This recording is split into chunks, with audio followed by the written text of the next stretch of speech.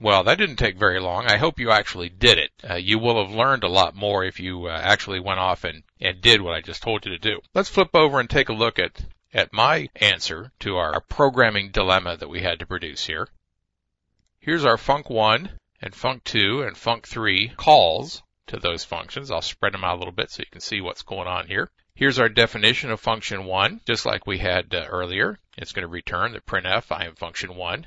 And here's func2 and func3 down here. Now, if we save this, just like that, and then we go to our command line, and I have already saved it. I called it func1.c, so you can see right there, and we compile and link it, and it does that, and we run it. There it goes. I am function 1, 2, and 3. Now, how many of you had some problems with that? Maybe if you didn't put these things in quite right, let's say that we didn't have the return.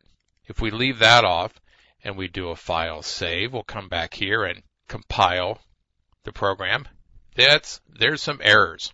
That's what errors look like coming out of the compiler. If you're an excellent programmer, you'll never see these. If you're a normal programmer, you'll see lots of these. But here's some problems. Here it says func1.c line 13 warning function must return a value. Now it still produced our function 1 program, but it gave us some warnings. Func1 must return a value.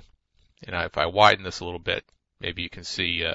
Well, I have it as wide as it'll go. Func2 must return a value, and those are just warnings because ANSI says that if you don't say otherwise, that these functions should return values. Well, we're not returning anything because we took our return statement out of there. So that's an issue.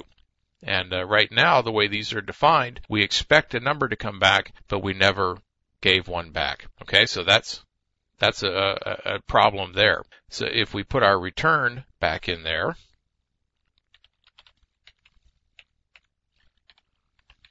we can make that warning go away. Save it.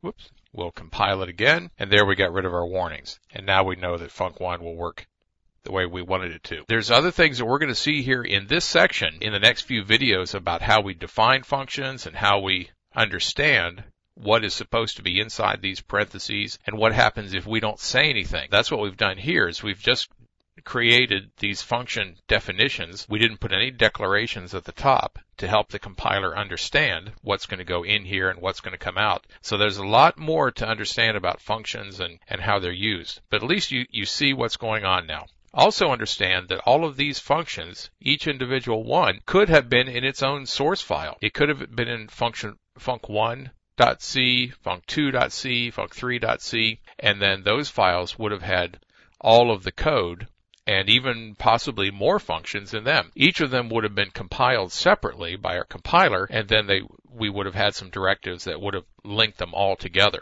So that's possible too, and that's how you start doing some big development projects and spreading them all over the world by having those source files able to be spread all over. So that's the basics of functions, just the beginnings. And now we're going to go take a look at some functions that return non-integers and get a little more complicated with the whole idea. So we'll come back here and I'll see you in a few minutes.